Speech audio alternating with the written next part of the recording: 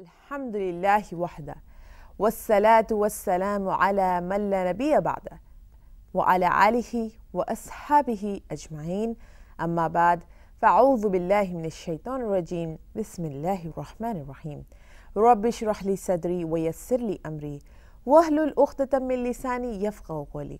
मेरे अज़ीज़ नाज़रीन, मैं आप सबका इस्लामी तरीक़े से इस्तक़बाल करती हूँ। अस्सलामु अलैकुम व रहमतुल्लाहि व बरकातुहू। पिछले एपिसोड हमने डिस्कस किया था कि किस तरीक़े से इंसान के एक ख़तरे खून में इतने सारे सेल्स हैं, और साथ ही साथ हमने आपको बताया था कि खून जो आमतौर पर एक लिक्विड नज़र आता है, पानी जैसी चीज़ नज़र आती है, बल्कि वो पानी नहीं है, लिक्विड नहीं है, बल्कि कनेक्टिव टिश्यू हम इसको नाम दे सकते हैं, क्योंकि इसमें दो चीज़ें पाई जाती हैं। एक तो है ब्लड सेल्स और दूसरा है प्लाज्मा, यानी जो लिक्विड पार्ट है ब्लड का। और ये तमाम ब्लड सेल्स इस प्लाज्मा में तीर रही हैं।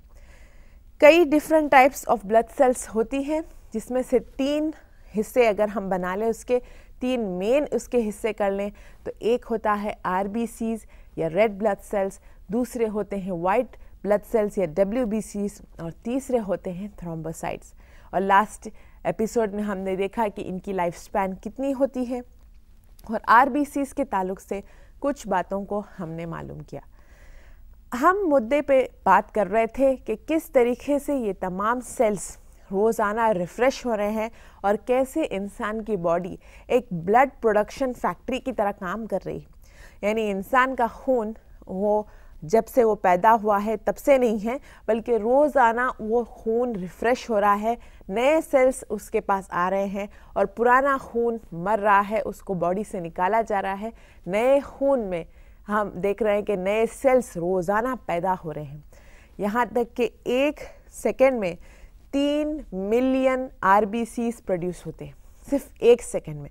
तो आप इमेजिन करिए कि हमारा जो एपिसोड आधे घंटे का होता है, उसमें कितने आरबीसीज नए इंसान के जिस्म में प्रोड्यूस हो रहे हैं, और सेम वही नंबर के आरबीसीज मर रहे हैं।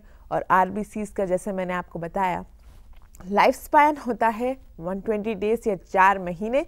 4 महीने तक एक आरबीसी तमाम जिस्म के अंदर रगों के ज़रिए से चक्कर लगाता है, फेफड़ों में जाता है, दिल में जाता है, तमाम ऑर्गन्स में जाता है। 100 ट्रिलियन सेल्स जो एक इंसान की बॉडी में होती है, तमाम को वो टच करता है। लगभग 75,000 टाइम्स ये राउंड लेता है। देखिए तो इसकी एनर्जी कि एक आरबीसी जो छोटा सा है, 4 महीने तक वो जिएगा और 75,000 टाइम्स वो चक्कर लगाता है आपकी बॉडी के। आपकी बॉडी में ऑक्सीजन पहुंचाने के लिए, कार्बन डाइऑक्साइड को वापस लेने के लिए, और साथ ही साथ न्यूट्रिएंट्स या खाना, एनर्जी पहुंचाने के लिए, वेस्ट जो आपके सेल्स में है वो साफ़ करने के लिए। और एक और ख़ास बात मैं आपको बता दूं खून के ताल्लुक से, कि खून इंसान का अपना उसका बॉडी टेम्परेचर भी मेंटेन करता है।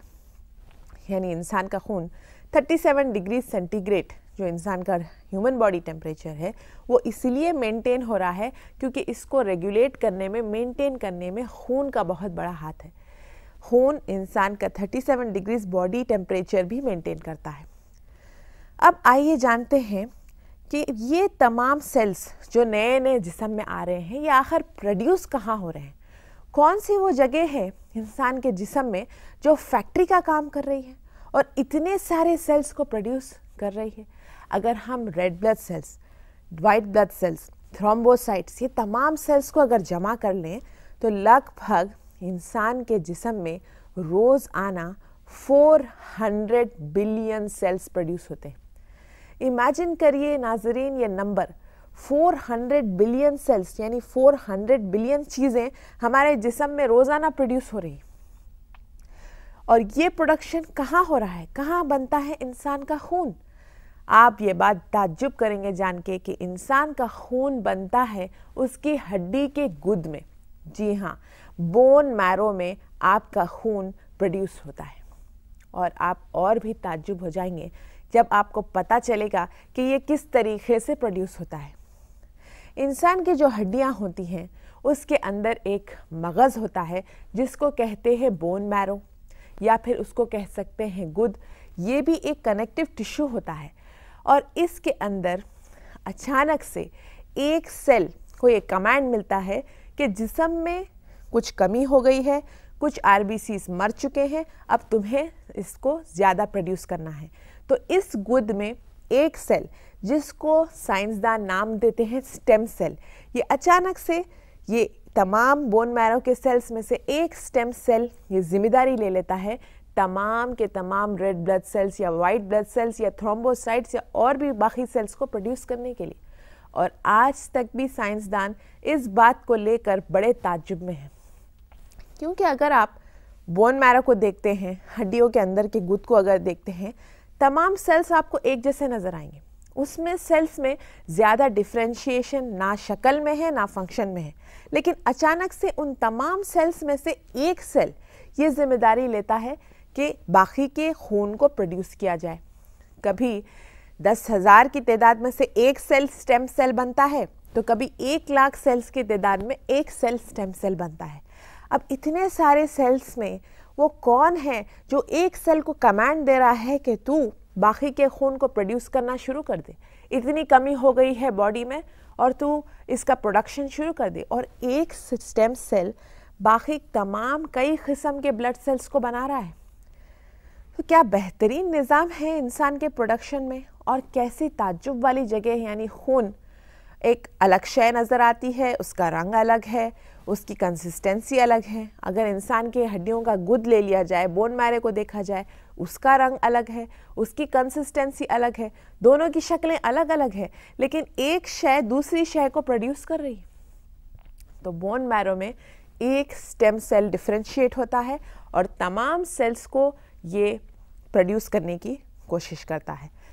और बॉडी में यानी ये मैसेज कैसे पहुंचता है कि अगर बॉडी में कहीं कुछ आरबीसीज मर चुके हैं या फिर इंसान का हाथ कट गया है, बहुत सारा खून बह चुका है और उसको खून की ज़रूरत है, तो कैसे मैसेज पहुंचता है खून से गुद तक कि बोन मैरो तक के ये स्टेम सेल को काम करना चाहिए, ये आज भी साइंसदानों को ताज्जुब करता है। लेकिन आपको ये बात पता होगी कि आरबीसीज जो ख़ास रेड ब्लड सेल्स है, उनकी एक बेहतरीन आदत ये भी होती है कि क्योंकि वो पूरे जिस्म में चक्कर लगा रहे हैं, देख रहे हैं कि कहाँ पर जिस्म में ऑक्सीजन की ज़रूरत है, कहाँ खाने की ज़रूरत है, कहाँ वेस्ट प्रोडक्ट को पहुँचाना है, कहाँ टेम्परेचर रेगुलेट करना है। साथ ही साथ ये आरबीसीज इतने होशियार होते हैं, ये रेड ब्लड सेल्स, कि इनको पता लग जाता है कि कहाँ जिस्म में खून की कमी पाई जा रही है। क्योंकि ये चक्कर लगा रहे हैं तो इसलिए उनके लिए आसानी है कि जिस्म के कई मुख्तलिफ हिस्सों में वो पता लगा सके कि कहाँ पर खून की कमी पाई जाती है। हम देखें तो सही, ये आरबीसी एक पोस्टमैन को भिजाता है बोन मैरो तक, यानी गुद तक एक पोस्टमैन जा रहा है। और ये दरअसल पोस्टमैन जिसको मैं लक़ब दे रही हूँ वो होता है एक प्रोटीन। तो यानी आरबीसी को जब बोन मैरो तक या स्टेम सेल से बात करना है और कहना है कि देखो स्टेम सेल, हमारे जिस्म में खून की कमी हो रही है, तुम ज़रा जल्दी से आरबीसीज बनाकर भिजाओ, तो वो खुद बोन मैरो तक नहीं जा रहा है बल्कि एक मैसेज भेजा रहा है। और ये मैसेज जा रहा है एक प्रोटीन के ज़रिए। ये प्रोटीन जो आरबीसी ने भेजा है ये स्टिमुलेट होकर बोन मैरो तक जाता है, यानी गुद तक जाता है। फिर वहाँ पर देखिए, वहाँ पर पोस्टमैन डायरेक्ट स्टेम सेल को ख़त नहीं देता, बल्कि वहाँ ख़त लेने वाला कोई और है, यानी एक प्रोटीन रिसेप्टर होता है। वो इस ख़त को पढ़ता है, समझता है और इसका मैसेज फिर स्टेम सेल को देता है। यानी कि ये जो मैसेज है बॉडी में कि यहाँ पर खून की कमी है, आरबीसी प्रोटीन के ज़रिए से गुद तक के मैसेज पहुंचाता है, बोन मैरो तक ये मैसेज पहुंचाता है। वहाँ पर एक मैसेज रिसीवर यानी प्रोटीन रिसेप्टर इसको पकड़ता है, इस मैसेज को समझता है और स्टेम सेल तक पहुंचाता है। और स्टेम सेल को मालूम हो जाता है कि उसे जितने आरबीसीज मर चुके हैं बॉडी में, ठीक उस नंबर पर उस एग्जैक्ट कमी को उसको पूरा करना है। तो ये सेल्स, ये छोटे छोटे खून के हिस्से जिनके पास ना आँख है ना दिमाग है, ना उतनी जगह है कि उनको ये दो चीज़ें दी जाए, जो आँखों को नज़र भी नहीं आते, लेकिन वो एक इंटेलिजेंट इंसान की तरह काम कर रहे हैं। जैसे कि उनको कमांड दे दिया गया है कि तुम इस चीज़ को समझो और इस रेगुलेशन को तुम अपनाओ और जहाँ कमी है वहाँ पर पूरी करो। तो यहाँ पर मेरी नाजरीन, हमें सोचना चाहिए कि ये इतनी इंटेलिजेंट एक्टिविटी बिना कोई क्रिएटर के नहीं हो सकती। ये ज़रूर इसका बनाने वाला मास्टर माइंड खुदा है जिसने ये तमाम चीज़ों को बनाया है, और तमाम की तमाम चीज़ें इंसान की सहूलत के लिए दी गई हैं। यह एक मैसेज आता है कुरान मजीद में कि अल्लाह सुब्हान तआला कह रहे हैं कि ये तमाम कायनात इंसान की खिदमत के लिए बनाई गई है। ये जो सूरज है, ये जो चांद है, ये सितारे हैं, ये तमाम ऑक्सीजन है, जो कुछ इस दुनिया में बनाया गया है, जो कुछ इस कायनात में बनाया गया है, अल्लाह सुब्हाना ताला ने इंसान की खिदमत के लिए बनाया है। यानी ये तमाम के तमाम इंसान के ग़ुलाम हैं। और यही बात हम देख रहे हैं कि किस तरीके से हमारा जिस्म हमें ज़िंदा रखने के लिए इतनी मशक्क़त उठा रहा है, इतनी मेहनत कर रहा है, और बिल्कुल ग़ुलाम की तरह ये काम कर रहा है हमारे लिए, सिर्फ़ और सिर्फ हमको ज़िंदा रखने के लिए। अल्लाह सुब्हाना ताला की आयतों पर, कुरान मजीद पर जब आप गौर और फिक्र करेंगे तो आपको ये तमाम बातें, ये तमाम हिकमतें बेहतर समझ में आएगी। यहाँ तक कि आपको बेहतर समझ में आएगा ये अल्लाह सुब्हान ताला का क्रिएशन, मखलूक़ात किस तरीके से वो बनी है, क्यों बनी है। आज हम ये रीज़न RBCs में देख सकते हैं, खून में देख सकते हैं कि किस तरीके से ये इंसान की खिदमत के लिए बना है, किस तरीके से एक स्टेम सेल इंसान के प्रोडक्शन के लिए इतनी मेहनतें कर रहा है। और हम ये तमाम से अनजान अपनी ज़िंदगी, अपने काम, हमारा ऑफिस, हमारी पढ़ाई, इसमें हम मसरूफ़ हो चुके हैं और इस बात पर तवज्जो नहीं डाल पा रहे हैं कि कितनी मशक्क़त हमारा जिस्म कर रहा है हमें ज़िंदा रहने के लिए। तो यानी यहाँ पर बेशक मेरे नाज़रीन रुकना चाहिए और अल्लाह का शुक्र करना चाहिए, अल्हम्दुलिल्लाह कहना चाहिए कि तमाम तारीफ़ें और तमाम शुक्र अल्लाह के लिए है जिसने इतना बेहतरीन निज़ाम हमारे जिस्म में बनाया है कि हमारे अंदर जो कमी हो रही है वो ख़ुद ब खुद पूरी करने के लिए तमाम का तमाम इंतज़ाम ऑलरेडी मौजूद है। जब हम पैदा हो रहे हैं तो सब रेडीमेड सिस्टम्स के साथ पैदा हो रहे हैं। रेडीमेड सर्कुलेटरी सिस्टम मौजूद है, खून मौजूद है, स्टेम सेल्स एक्टिव है, तमाम चीज़ें हमारी खिदमत के लिए अल्लाह सुब्हान तआला ने दे दी। लेकिन हम ज़िद पर अड़े हैं कि उस अल्लाह पे, उस खालिक पर तवज्जो ना दें। ज़िद पर अड़े हैं कि हम जो चाहें वही करें, ये नहीं देखें कि अल्लाह सुब्हान तआला ने हमें ये तमाम चीज़ें किस मकसद के लिए दिए। क्यों अल्लाह सुब्हान तआला ने इतना बेहतरीन खून हमें दिया है, क्यों ये सर्कुलेटरी सिस्टम बनाया है इतनी इंटेलिजेंस के साथ, क्यों इंसान का दिल इतनी बेहतरीन तरीके से धड़क रहा है, वो भी बिना किसी चीज़ के, बिना उसे कोई बैटरी के, बिना कोई रिपेयर्स के हम देखते हैं कि दिल चल रहा है। ये तमाम चीज़ें क्यों अल्लाह सुब्हान तआला ने बनाई हैं, इस पर, इस हिकमत पर हमें तवज्जो करना चाहिए जब भी हम अल्लाह की मखलूक़ात के बारे में इल्म हासिल करें। तो हमने जाना कि किस तरीके से इंसान के ब्लड का प्रोडक्शन हो रहा है इंसान के गुद में, और इंसान के गुद में भी सिर्फ एक छोटा सा स्टेम सेल ये तमाम काम को अंजाम दे रहा है। आज तक भी साइंसदान परेशान है कि ये स्टेम सेल आखिर किस लैंग्वेज में बात करता है, कैसे उसे पता चलता है कि इतने सारे सेल्स को बनाना है। फिर सिर्फ RBCs नहीं, जैसे कि मैंने आपको बताया कि ये स्टेम सेल दूसरे टाइप के सेल्स को भी बनाता है। एक स्टेम सेल RBC भी बना रहा है, WBCs भी बना रहा है, थ्रोम्बोसाइट्स भी बना रहा है। आज तक साइंसदान इस स्टेम सेल की लैंग्वेज को समझ नहीं पाए हैं। एक बहुत मशहूर यूनिवर्सिटी है जॉन हॉपकिंस यूनिवर्सिटी, इसके साइंसदान हैं कर्ट सिवन, और ये बताते हैं कि ये स्टेम सेल को वो लक़ब देते हैं एक पेरेंट सेल, यानी ये माँ है, ये तमाम सेल्स की माँ होती है, इसको वो लक़ब दे रहे हैं और कह रहे हैं कि ये स्टेम सेल जो तमाम चीज़ों को बना रहा है, आज तक भी साइंसदान इसके बारे में परेशान हैं कि किस तरीके से, किस लैंग्वेज में ये कम्युनिकेट करता है, कैसे उसे पता चल रहा है कि इतने सारे सेल्स को बनाना है। आइए अब गौर करते हैं वापस RBC पर। ये जो रेड ब्लड सेल होता है, ये रेड ब्लड सेल का जो असल जो रंग है, यानी हमारे खून में जो लाल रंग होता है, ये असल क्रेडिट किसे देना चाहिए? अगर हम मोटे लफ्ज़ों में समझना चाहे तो RBC, जाहिर सी बात है, रेड ब्लड सेल, यही वजह होती है हमारा खून लाल होने के लिए। लेकिन रेड ब्लड सेल में वो क्या चीज़ है, वो क्या शय है जो असल में खून को ये लाल रंग दे रही है? तो साइंसदान आपको बताएंगे कि ये जो छोटा सा रेड ब्लड सेल है जो आपकी आंखों को ही नज़र नहीं आ रहा, उसके अंदर एक और छोटी चीज़ है, और वो भी आप ताज्जुब करेंगे कि ये छोटी सी चीज़ किस तादाद में है। एक रेड ब्लड सेल में ये छोटे छोटे 300 हिस्से हैं जो इंसान को के खून को लाल रंग देते हैं, और ये छोटी छोटी चीज़ों का नाम है हेमोग्लोबिन। जी हाँ, हेमोग्लोबिन एक ऐसा प्रोटीन है इस रेड ब्लड सेल में जो इंसान के खून को लाल रंग देता है, और ये फंक्शनल यूनिट है हमारे इस रेड ब्लड सेल्स के सिस्टम का, ब्लड सिस्टम का फंक्शनल यूनिट हम कह सकते हैं, क्योंकि मेन चीज़ है जो कि ऑक्सीजन पहुंचा रही है हमारे सर्कुलेटरी सिस्टम को। हेमोग्लोबिन एक ऐसी शय है, एक ऐसा प्रोटीन है आरबीसी में जो अल्लाह सुब्हाना ताला ने बनाया है, जिसकी ये ताकत होती है कि ऑक्सीजन को वो बाइंड करे, यानी ऑक्सीजन को वो पकड़ ले और फिर वो ले जाकर इंसान के सेल्स में डिस्ट्रीब्यूट करे। पहले हम सोच रहे थे कि आरबीसी कर रहा है, बेशक ये आरबीसी ही कर रहा है, लेकिन आरबीसी के अंदर भी कुछ अहमियत वाली चीज़ें होती हैं जो असल ये ऑक्सीजन को पहुंचाती है।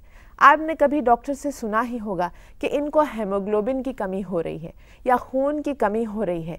यहाँ पर जो डॉक्टर हेमोग्लोबिन का लफ्ज़ इस्तेमाल कर रहे हैं या खून की कमी जो आपको कह रहे हैं, वो दरअसल ये हेमोग्लोबिन की कमी होती है। ये प्रोटीन की कमी हो जाती है आरबीसी में, जो बराबर से इंसान के तमाम जिस्म पर ऑक्सीजन नहीं पहुंचा सके। और आइए जानते हैं कि किस तरीके से ये हेमोग्लोबिन एक मिरेकल मॉलिक्यूल है, एक मौजज़ा है, क्योंकि ये हेमोग्लोबिन मॉलिक्यूल ऐसे अंजाम दे रहा है काम और इतनी इंटेलिजेंट एक्टिविटी कर रहा है कि बेशक हम इसको देख कर के ताज्जुब में आ जाएंगे। हेमोग्लोबिन बनता है हीम और ग्लोबिन से, यानी इसके अंदर ग्लोबिन प्रोटीन है और हीम यानी आयरन भी है, और इसका स्ट्रक्चर कुछ ऐसा बना है कि आयरन के अतराफ हमें प्रोटीन मॉलिक्यूल्स मिल जाते हैं। पहले तो आरबीसी इतनी छोटी शय और उसके अंदर फिर ये हेमोग्लोबिन वो भी इतनी छोटी कि एक आरबीसी में 300 हेमोग्लोबिन मॉलिक्यूल्स आ रहे हैं।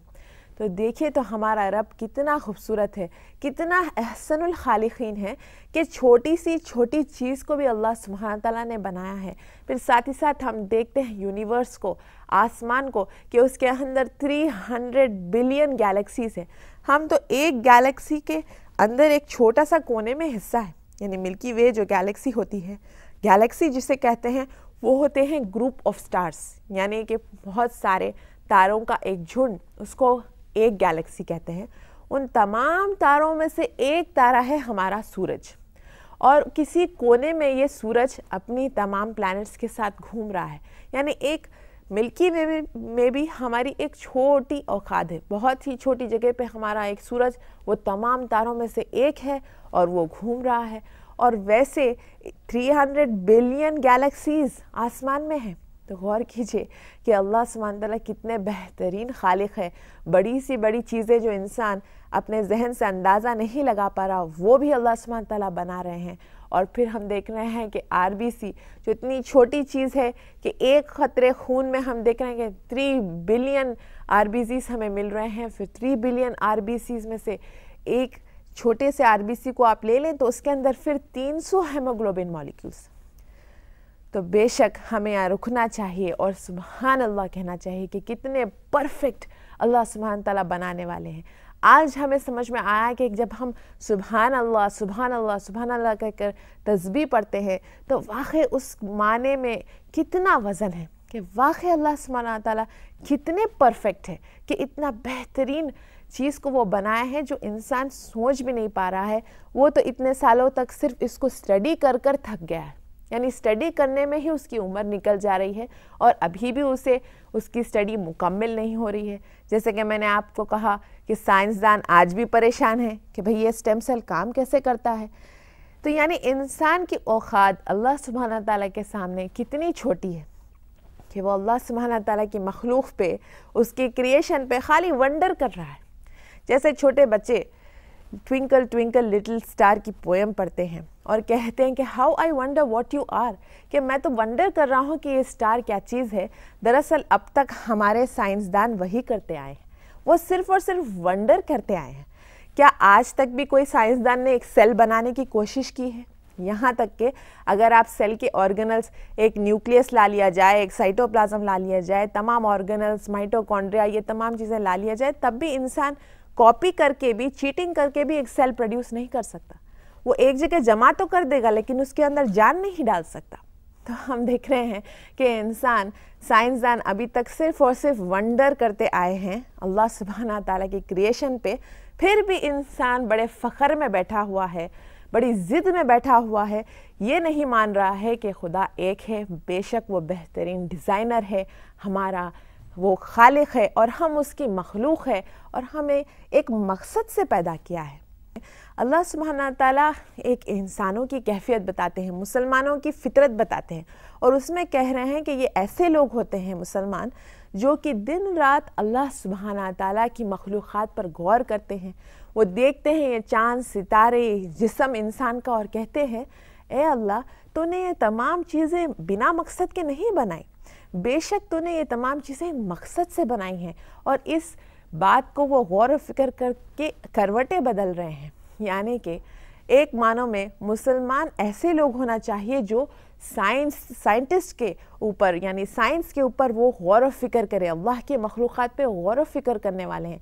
अल्लाह सुब्हाना ताला तो मुसलमानों को यही डेफिनेशन दे रहे हैं इस आयत के मुताबिक कि वो गौर फिक्र कर रहे हैं और ताज्जुब कर रहे हैं और कह रहे हैं कि बेशक अल्लाह, ये तमाम चीज़ें आपने बिना मकसद के नहीं बनाई हैं।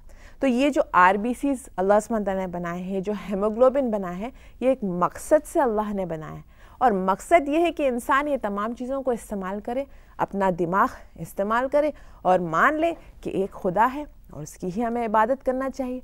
इसको ये समझ आ जाए फ़र्क करने के लिए कि वाक़ई कुरान मजीद कैसे अल्लाह का कलाम हो सकती है और ये कैसे कोई इंसान नहीं लिख पा सकता। तो यहाँ हमने देखा किस तरीके से हेमोग्लोबिन के अंदर बेहतरीन मौजज़ा हमें नज़र आया। इंशाअल्लाह अगले एपिसोड में हम हेमोग्लोबिन के ऊपर और भी बातचीत करेंगे। व आखिर दावाना अनिल हम्दुलिल्लाह रब्बिल आलमीन।